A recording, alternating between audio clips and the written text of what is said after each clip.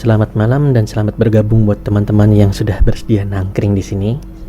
Nah, kali ini sebenarnya kebetulan lagi kepengen banget baca cerita sendiri. Cerita yang saya tulis pertama kali, namun udah sempat saya remake karena menurut saya kurang puas sama cerita pertama yang dulu saya tulis.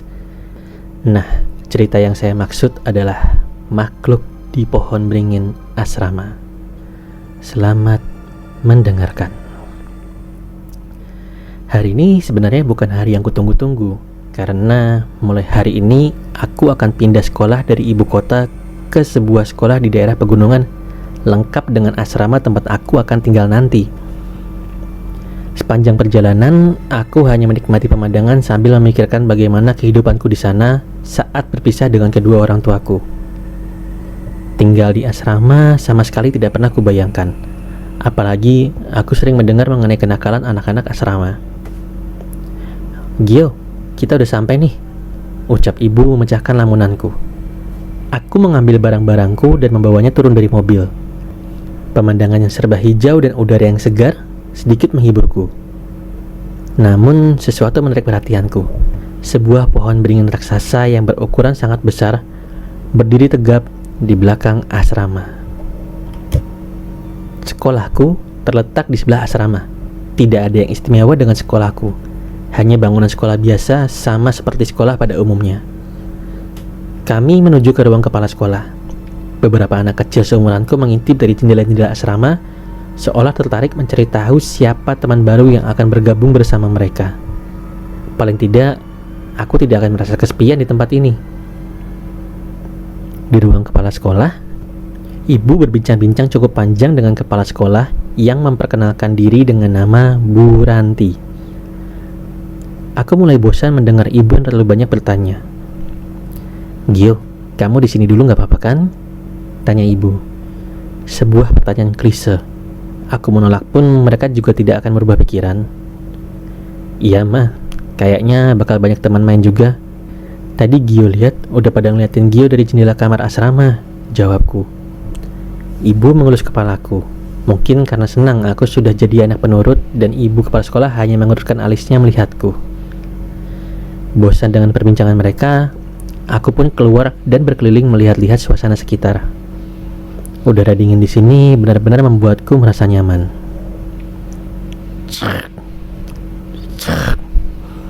Suara seperti benda diseret memecah lamunanku.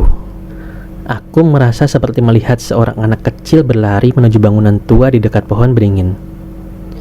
Rasa penasaran membuatku mencoba mencari tahu dan mengikuti ke arah tempat itu. Besar, sangat besar. Ukuran bangunan tua itu tidak ada apa-apanya dibanding ukuran pohon beringin ini.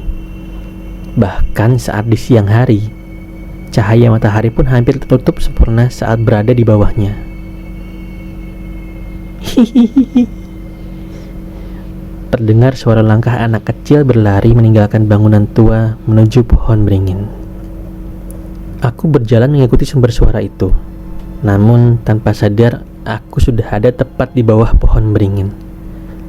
Rimbunnya dedaunan menutupi masuknya sinar matahari, dan akar-akar yang menggantung sedikit menggangguku untuk melihatnya dengan jelas. Kali ini terdengar jelas. Itu benar suara anak perempuan. Tapi tunggu, suara ini terdengar dari atas. Aku mulai sadar, ada yang tidak beres. Seketika tubuhku merasa lemas. Nyaliku ciut untuk menoleh ke sumber suara itu. Namun tak lama, angin berhembus meniup belakang leherku. Dengan refleks, aku menengok ke arah ke belakang, dan aku menyesali itu. Seorang anak wanita tergantung terbalik di akar-akar pohon beringin. Namun aku tidak melihat dengan jelas wajahnya hingga sebuah benda terjatuh di depanku. Itu adalah kepala anak wanita itu. Aku terjatuh.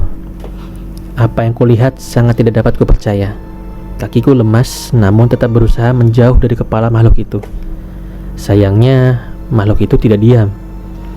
Tubuhnya meronta hingga jatuh dari akar pohon beringin dan berusaha mencapai kepalanya. Keringat dingin mengucur dengan deras. Terlihat tubuh anak itu menggenggam rambutnya dan menyeret kepalanya sendiri menghampiriku. Jangan, jangan. Aku memohon sambil berusaha berdiri meninggalkan tempat itu. Ayo main. Suara anak itu terdengar menuju ke arahku bersamaan dengan suara kepala yang terseret. Tak ada yang lebih mengerikan dalam hidupku selain melihat hal ini. Aku memaksa tubuhku untuk berlari, dan aku mencoba untuk bersembunyi di bangunan tua itu, berharap makhluk itu tidak akan menemukanku.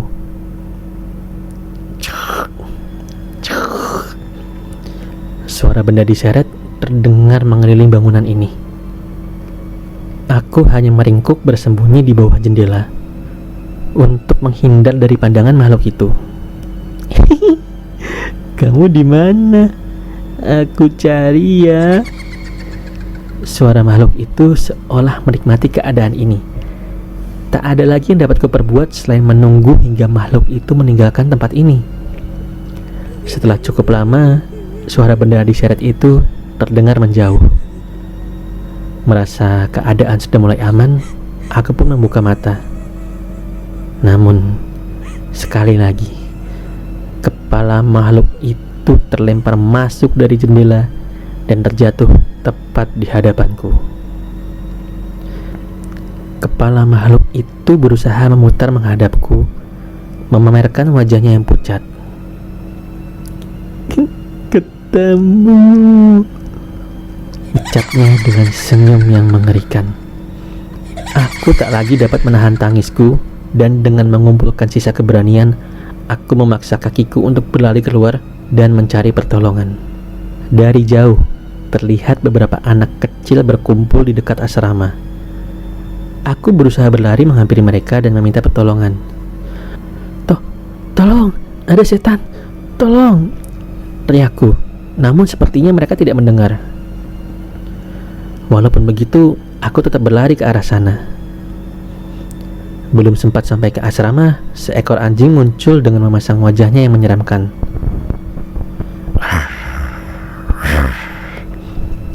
Anjing itu terus menggigit celanaku dan menariknya hingga robek. Aku berbalik ke arah sekolah, namun anjing itu terus mengejar. Sampai akhirnya aku menemukan ibu keluar dari ruang kepala sekolah bersama ibu kepala sekolah. Kenapa, Gi? Dikejar anjing mah. Celanaku robek nih. Bu, yang coklat itu anjing siapa sih, Bu?